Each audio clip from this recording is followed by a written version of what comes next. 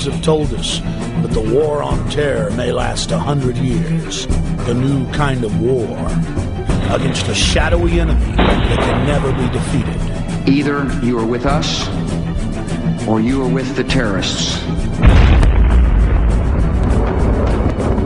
Generation after generation will have to lay down its liberty in an endless war for global empire. It was a breathtaking display of firepower. And the Pentagon says, we haven't come yet. The perfect specter to convince populations to relinquish their liberty in the name of security. There is no doubt that Saddam Hussein now has weapons of mass destruction. There is no doubt that he is amassing them to use against our friends, against our allies, and against us. And if he does not disarm, the United States of America will lead a coalition and disarm him in the name of peace. We've been told that we're facing a 100-year war that will last generation after generation. In this film, we will explore who pulls the strings and who benefits from the dark spectacle of modern warfare. We will answer the question, do the people know how they are controlled? Do they understand the systems of power that surround them? The modern propaganda machines of public relations that wash their brains and fill their minds full of ball games and mindless fluff. Is the population beginning to realize that governments throughout history have used the specter of fear to drive their populations into acquiescing to total tyranny? September 11th, national ID cards, Big Brother, the Iraq War, the 7/7 bombings in London, the invasion of Iran. How are they all interconnected? In previous films, we have focused predominantly on September 11th as the foundational event, the pretext for the current geopolitical structure. The smartest thing to do is pull it. And they made that decision to pull. And then we watched the building collapse. National polls show that most Americans and Westerners believe the official story of 9/11 to be a fraud. And a large part of that majority believes that 9/11 was an inside job. But the establishment press continues to contest any alternative view concerning 9/11. In this documentary, we will first look at historical events that are not contested. Events where the fact of government-sponsored terror is not debated, but in fact openly admitted to by Western governments. There are literally hundreds of examples of government-sponsored terrorism in modern history, or what are known as false flag operations. We're going to start by looking at just 5 past examples, then we'll look at several modern cases. What is a false flag? The encyclopedia definition reads, false flag operations are covert operations conducted by governments, corporations, or by other organizations which are designed to appear as if they were carried out by other entities. The name is derived from the military concept of flying false colors, that is, flying the flag of a country other than your own. There are many variants of false flag operations, but one of the most popular carried out by governments is to stage a terror attack or horrible criminal incident and then blame it on your political enemies. One of the best-known cases of a false flag op was carried out by the newly elected Adolf Hitler on February 27, 1933. Nazi documents uncovered at the end of World War II, as well as testimony during the Nuremberg trials, reveal what many historians already suspected, that Hermann Göring had set fire to the Reichstag, the German parliament building.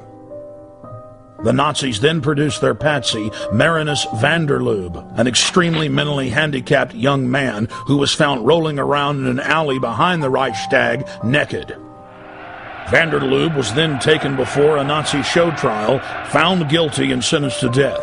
He was beheaded on January 10, 1934. Using the crisis he had created to pass laws similar to the USA Patriot Act, Hitler became dictator and set his sights on the world. By March of 1939, Hitler had already seized Czechoslovakia. Having gained both Austria and Czechoslovakia, Hitler desired to move east against Poland. But he did not want to look like the aggressor. Hitler needed an excuse for attacking Poland. It was Heinrich Himmler who came up with a plan. Thus, the operation was codenamed Operation Himmler. On the night of August 31st, 1939, the Germans took an unknown prisoner from one of the concentration camps, dressed him in a Polish uniform, took him to the town of Gleiwitz on the German-Polish border, and then shot him. The staged scene with the dead prisoner dressed in a Polish uniform was supposed to appear as a Polish attack against the German radio station. German radio, newspapers, and newsreels were flooded with images of what appeared to be a dead Polish soldier who had dared attack the Reich. Now Hitler had his excuse to invade Poland, and the nightmare of World War II had begun.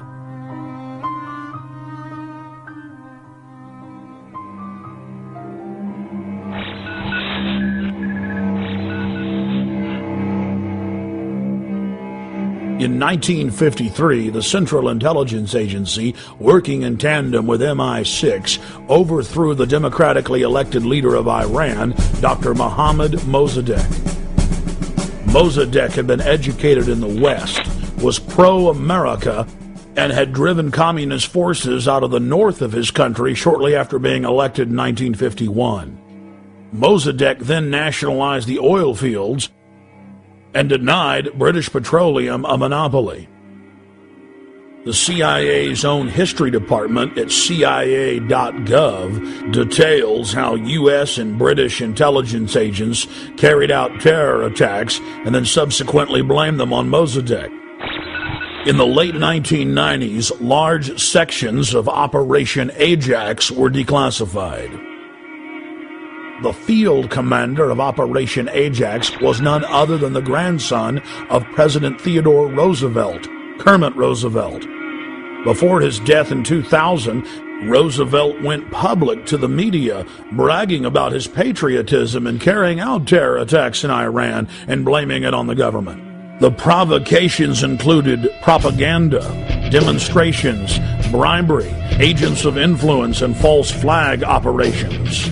They bombed the home of a prominent religious leader and blamed it on Mossadegh. They attacked mosques, machine gun crowds, and then handed out thousands of handbills claiming that Mossadegh had done it. The handbills read, "Up with Mossadegh, up with communism, down with Allah." Dr. Mohammad Mossadegh was incarcerated for the duration of his life. He fared better than many of his ministers who were executed just days after the successful coup for crimes that MI6 and CIA had committed. The CIA then formed the dreaded Iranian Secret Police, or SAVAK, and a 25-year reign of terror and torture then commenced. The operation was seen by Western intelligence agencies as a huge success. The CIA then successfully used the exact same technique in scores of countries to overthrow elected governments and dictators alike.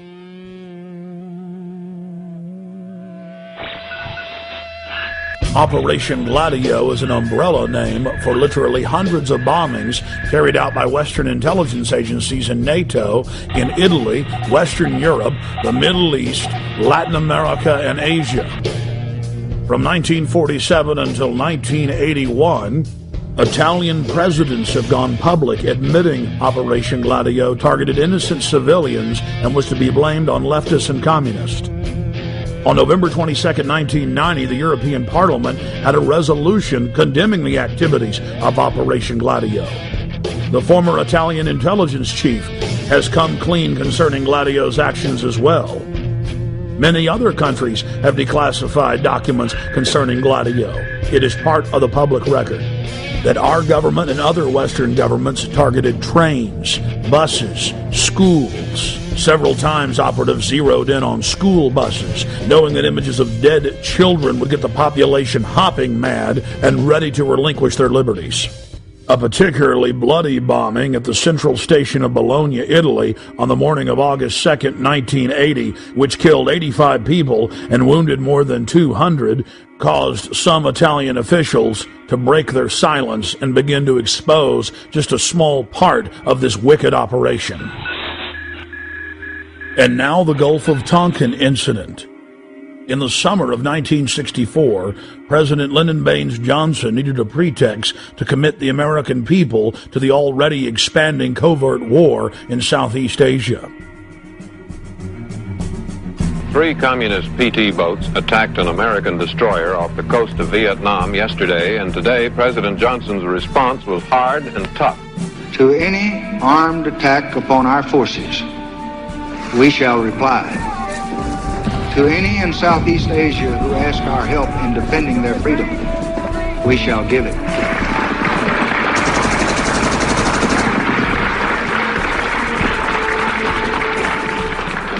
In November of 2001, the LBJ Presidential Library and Museum released tapes of phone conversations with the President and then Defense Secretary Robert McNamara, where they openly discussed plans to use the staged Gulf of Tonkin incident as a pretext to expand the war.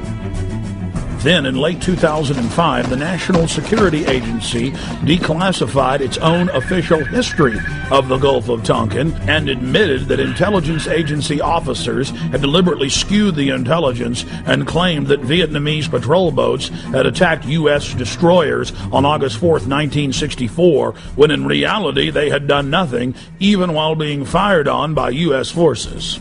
Congress then authorized the Gulf of Tonkin Resolution. The Tonkin Lie paved the way for 58,000 American deaths and over 1.5 million dead Vietnamese. On October 6, 1976, 2 time bombs made of C-4 planted on a Douglas DC-8 aircraft exploded, killing all 73 people on board in the most deadly act of airline terrorism in the Western Hemisphere until September 11, 2001. The plane was carrying Olympic athletes from 3 countries, including gold medal winners from Cuba. Declassified FBI and CIA documents show that the convicted bombers of the flight had been given U.S. visas just days before the attack, and that they were in the employ of the U.S. government. This had been reported on in respected publications for years, but has now been confirmed by multiple declassifications. Cuban plane bomber was CIA agent. Declassified U.S. government documents show that a man suspected of involvement in the bombing of a Cuban passenger plane worked for the CIA. Posada Carrillas.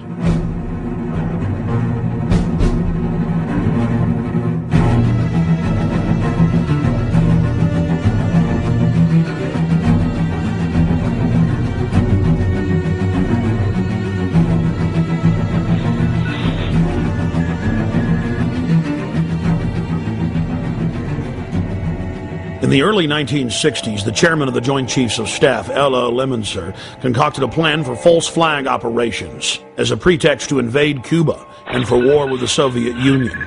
In Operation Northwoods, they planned to hijack jets by remote control, crash them, and blame the attack on Cuba. There were many other terrorist attacks they planned to carry out that were contained within the document. One scenario mentioned was the destruction of a U.S. naval vessel that was to be blamed on a foreign power as a pretext for war with any enemy they picked. President Lyndon Baines Johnson went operational with Northwoods on June 8, 1967 during the Six-Day War. During the Six-Day War between Israel and the Arab nations, the USS Liberty was sent by Johnson to collect electronic intelligence in the eastern Mediterranean. The clearly marked U.S. intelligence ship was 14 miles off the coast of Israel in international waters. A short time after the air attack had been completed, the 3 torpedo boats approached us from our starboard quarter at high speed and in an apparent torpedo launch attitude. Israeli surveillance aircraft flew low over the ship and clearly identified it as an American vessel.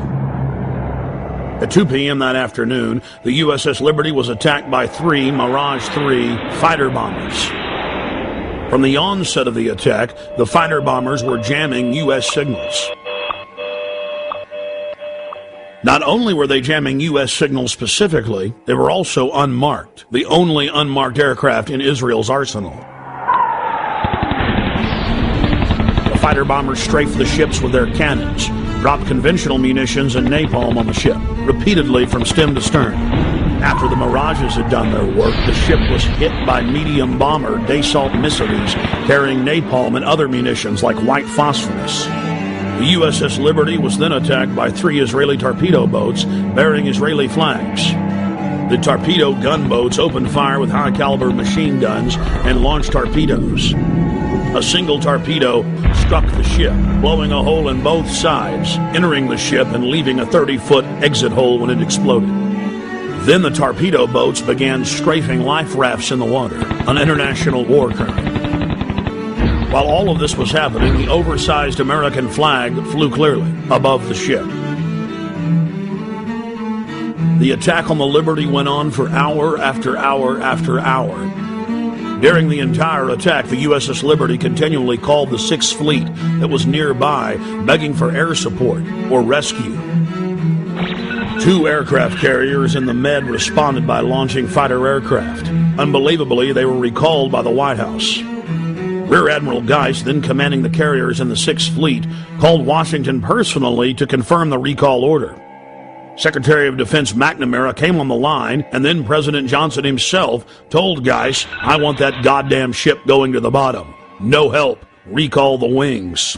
Imagine being Admiral Geist begging the president to allow you to defend an American ship that's under attack and being told by him that he wants the ship going to the bottom.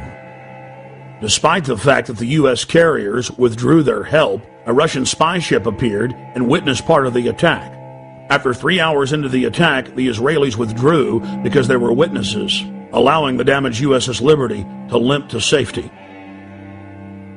40 years after the attack on the USS Liberty, we know exactly what happened. I've interviewed former chairman of the Joint Chiefs of Staff, Admiral Thomas Moorer. I've interviewed the admirals that were on the line who heard what President Johnson said.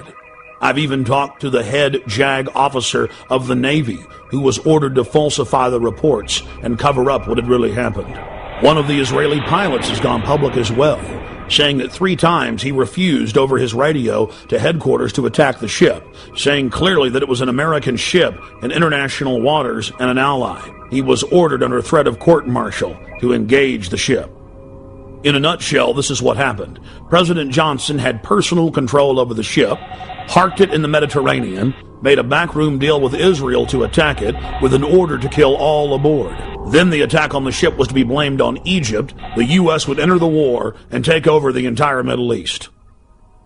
In the aftermath of the attack on the most highly decorated ship in U.S. history, the captain and his entire crew were told they would spend life in prison or be killed if they told anyone what happened.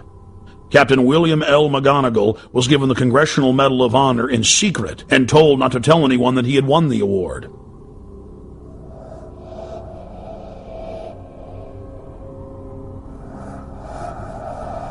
Now that we've looked at a small cross-section of historical examples of government-sponsored terrorism, let's fast forward to the horrific attacks of 7/7 in London.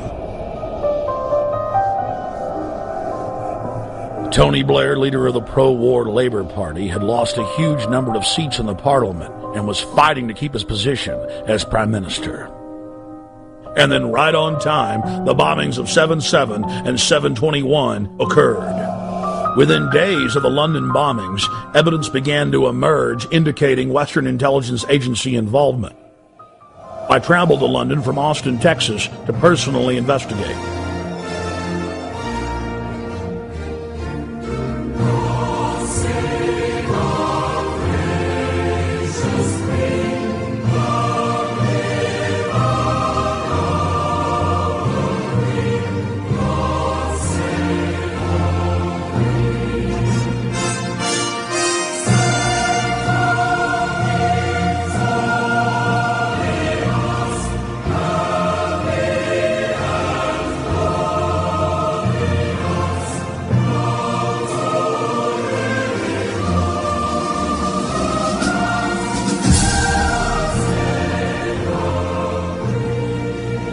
Once I arrived, I was met by Paul Joseph Watson and his brother Steve Watson, who are reporters for my news website, prisonplanet.com.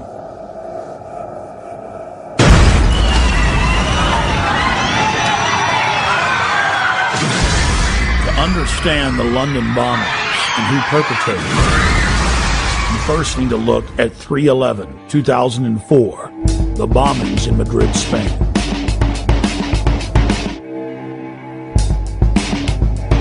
Years after the blast that rocked trains in the city of Madrid, Spain, the government admits that Al-Qaeda had no connection to the attacks. Every one of the supposed bombers had intimate links to the Spanish security services, including the head of their bomb squad. The alleged leader of the bombers, who reportedly gave dynamite to the terrorists, was connected to the Madrid bomb squad. And we see the exact same earmarks, the same M.O. in the London bombings that we witnessed in Madrid. On the morning of July 7th, 2005, 3 trains and a city bus were ripped to pieces when 4 military-grade explosive devices detonated. At 8:50 a.m., 3 explosive devices simultaneously detonated on 3 separate trains.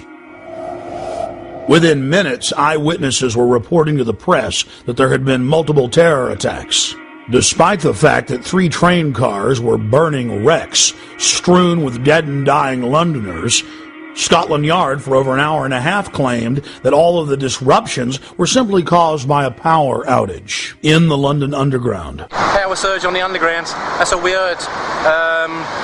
The bus was about an hour after the Underground, so that's when I think everybody knew that it wasn't what it was, you know. I think it was just an excuse, power surge, whatever.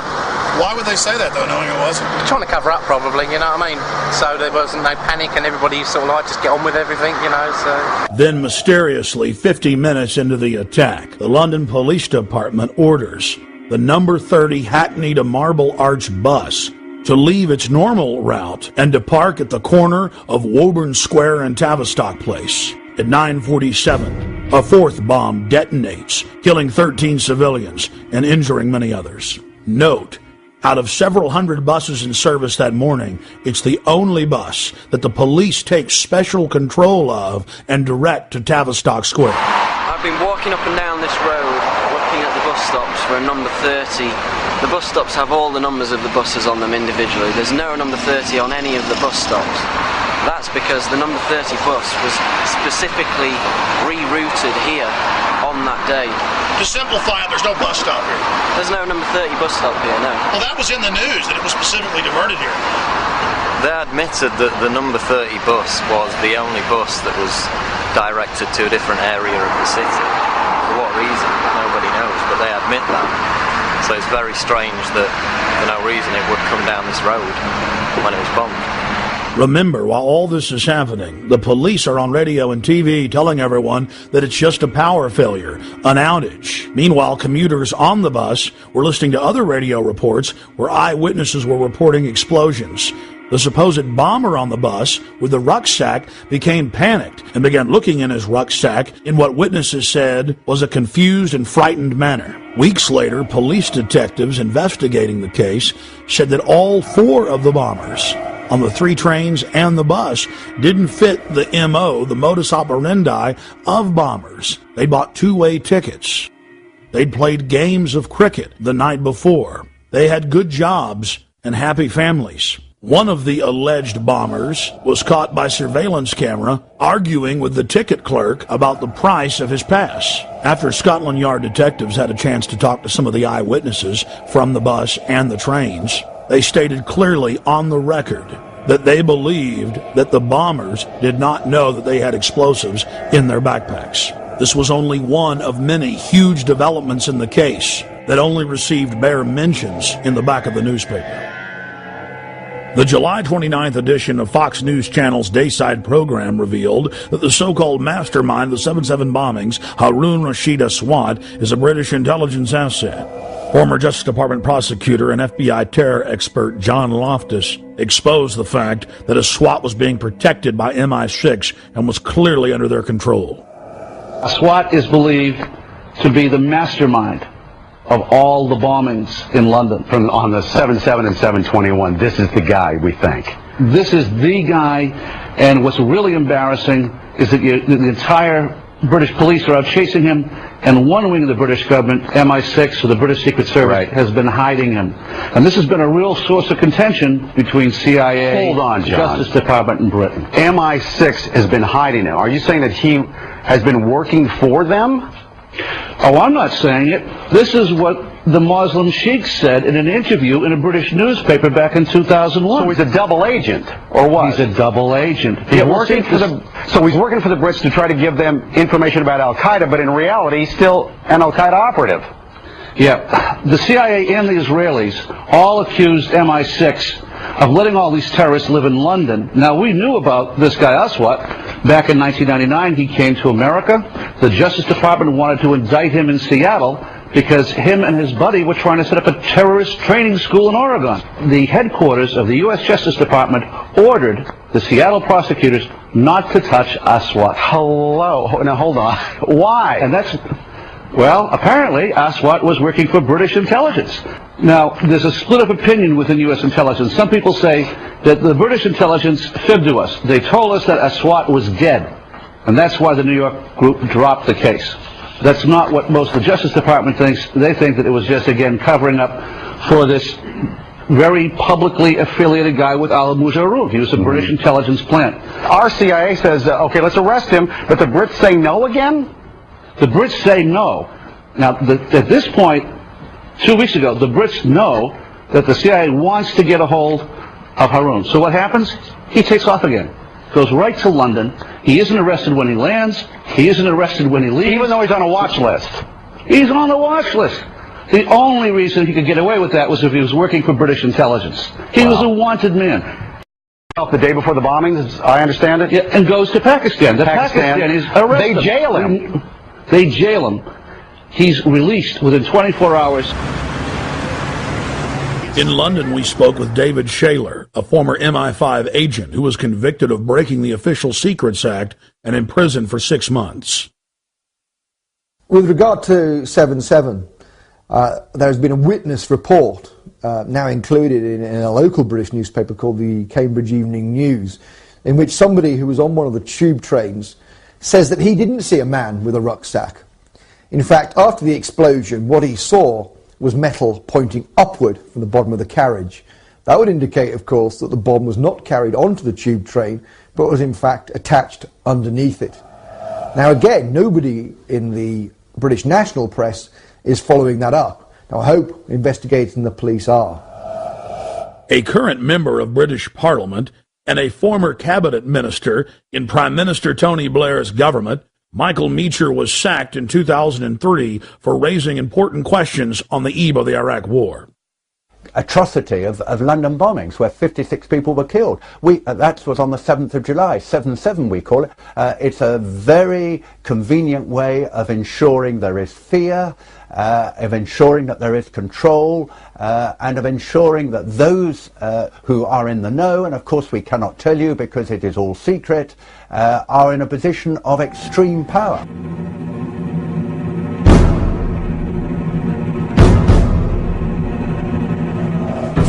Within hours of the 7/7 bombings, Israeli army radio was reporting that Benjamin Netanyahu, the former prime minister of Israel, had been warned not to leave his hotel that morning to attend a meeting less than 100 yards away from one of the train stations that was bombed. The Associated Press ran the headline, "Netanyahu changed plans due to warning." Then the current Prime Minister, Ariel Sharon's office, instructed Israeli officials not to give interviews to the foreign media concerning the warning. Israel's Foreign Office attempted to spin the story, saying that they'd given a general warning to the British that day. Then, several weeks later, the head of Mossad told a major German newspaper that he indeed had issued a warning to Benjamin Netanyahu at 8:40 a.m., 10 minutes before the first blast. Conveniently for authorities, the bus surveillance camera malfunctioned. Something else happened that was convenient for the establishment line. All 4 of the supposed bombers' identification cards survived unscathed at all 4 events. But there was just one problem. In one case, one of the bombers' IDs was found at 2 separate locations. As the evidence mounts, it is crystal clear. Only criminal elements of the British government could stage the attacks and then engage in the cover-up. The reason the Netanyahu story is important is it clearly shows that other intelligence agencies were aware of what was going on in London that day and took necessary precautions to protect their Minister of Finance. In 1994, the Israeli embassy in London was bombed. This was at a time when I was in the service. I joined the Middle Eastern section shortly after that, and I was actually astounded to read a document written by a senior MI5 officer who'd seen all the information coming in about this attack, and he said that he believed that the Israelis had bombed their own embassy. In any staged terror attack, governments have to be extremely careful to keep the operation shielded, compartmentalized. Most people in government are moral individuals who believe that they're standing up for their nation's sovereignty or its national interest, and it's absolutely essential to keep them in the dark. One of the chief tools used by governments as a smokescreen is staging exercises or drills at the exact same time and exact same places as real events. When the Oklahoma City Federal Building was bombed, the Bureau of Alcohol, Tobacco, and Firearms was staging an anti-terror drill with their bomb squad on the morning of April 19, 1995, at the same time that the real event took place. On the morning of September 11, 2001, the Pentagon was running 5 separate drills, 2 of the drills targeting the exact same targets at the exact same time. That caused NORAD to stand down, believing it was just a drill. And London was no different. It's important to note that those taking part in the drills need not know that they're part of a larger operation. In fact, it's better for the conspirators that they not be informed. One of the chief reasons this is done is so that if any of the operatives carrying out the attack are caught by other elements of the government, they can simply claim that they were taking part in a drill or an exercise. NSA, Infopol 9, and Echelon-type systems that are scanning for terrorist chatter will be fooled into believing they've simply picked up part of an exercise. On the morning of 7/7 in London, there was a simultaneous exercise targeting the exact same trains, the exact same bus, at the exact same locations, at the very same time. What we're supposed to believe is some kind of coincidence. There was also an anti-terrorist drill going on 7/7. And again, just like 9/11, they were talking about attacks on the same targets, the same kind of tube stations, and exactly the same time as the actual attack happened. We learned of the drills of 7/7 on 7/7 from Peter Power, the head of Visor Consultants, a crisis management firm based in London. Mr. Power was the former spokesperson for Scotland Yard. Mr. Power told National British Television, ITN News, about the drills. Today we were running an exercise for a company, bearing in mind I'm now in the private sector, and we sat everybody down in the city, 1,000 people involved in the whole organisation, but the crisis team, and the most peculiar thing was we based our scenario on the simultaneous attacks on the Underground and mainline station. So we had to suddenly switch an exercise from fictional to real. And one of the first things is, get that bureau number. When you have a list of people missing, tell them. And it took a long time. Just to get this right, you were actually working today on an exercise that envisioned virtually this scenario? Almost precisely. I was up until 2 o'clock this morning because it's our job, my own company, Visor Consultants. We specialise in helping people to get their crisis management response. How do you jump from slow time thinking to quick time doing? And we chose a scenario with their assistance which is based on a terrorist attack because they're very close to a property occupied by Jewish businessmen. They're in the city, and there are more American banks in the city than there are in the whole of New York. A logical thing to do. And I've still got the... I was going to say, how extraordinary today must feel for you as it unfolds. He repeated himself to BBC Radio 5. The thing that concerns me is that what are we doing for the thousands of men and women actually who are in London working? And I say that because at 9:30 this morning we were actually running an exercise for over a company with 1,000 people in London based on simultaneous bombs going off precisely at the railway stations that happened this morning. So I still have the hairs on the back of my neck standing upright. To get this quite straight, you were running an exercise to see how you would cope with this, and it happened while you were running the exercise? Precisely. And it was about 9:30 this morning. We'd planned this for a company, and for obvious reasons I don't want to reveal their name, but if they're listening they'll know it. And we had a room full of crisis managers for the first time they met, and so within 5 minutes we made a pretty rapid decision. This is the real one. And so we went through the correct drills of activating crisis management procedures to jump from slow time to quick time thinking and so on. If we use a standard actuary employed by major insurance companies to calculate the probability of these events coinciding in a 10-year mean, we learn that the probability of this happening is greater than 1 in 300 tetragillion. To put that in perspective, that's a number with 41 zeros behind it. That is trillions and trillions and trillions and trillions and still more trillions times greater than all the grains of sand in all the world. To put that number in perspective, it has 41 zeros. Scientists using supercomputers have estimated that the Earth has over 7 quintillion grains of sand. A quintillion has 18 zeros. It would appear as some way of stopping the response of the emergency services or providing some kind of cover for what must be operations orchestrated in some way by the state. The evidence is overwhelming. All the telltale signs are there of government-sponsored terror.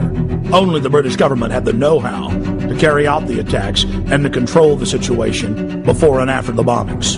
And of course, there's all the other admitted cases where the British government has hired terrorists to carry out assassinations or carried out bombings in their own country as a pretext for political control.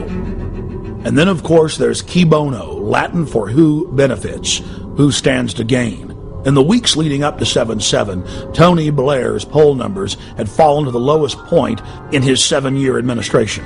Blair came an inch from losing control of the parliament and was fighting calls from within his own party to step down as prime minister. Support for the war was dismal. Despite the bombings, which did improve his approval ratings and support for the war, he was still only barely able to maintain control over the British House of Commons.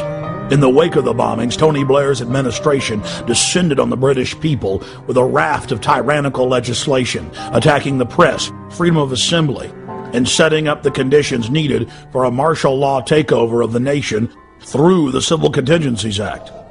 And of course, the bombings took place while world leaders were meeting in Scotland, so Bush and Blair could grandstand and blame the whole thing on Iraq, legitimizing their war. Despite the fact that the G8 World Summit was coming to England on July 7th, the British government lowered the terror threat on the London Underground in early June and conveniently lowered security. We were told that we invaded Iraq to bring the nation freedom, but Pentagon documents show their real plan was to balkanize the nation into 3 or 4 sections and foment endless sectarian civil war. The true objective was to ensure the nation remained in turmoil as a pretext to build permanent military bases, as well as delivering long-term profits to defense contractors. Think about it.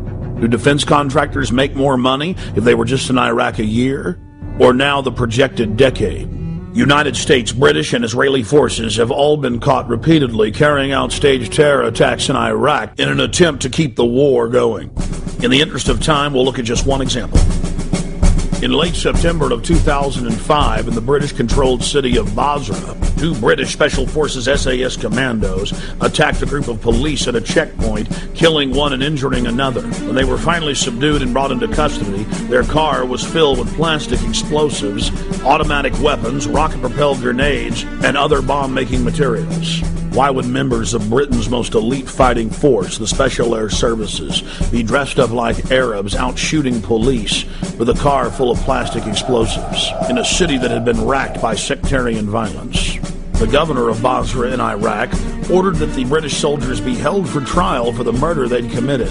Within hours of their incarceration, dozens of British tanks and hundreds of soldiers assaulted the main police station in Basra, killing jail guards and police in the process to free the 2 commandos.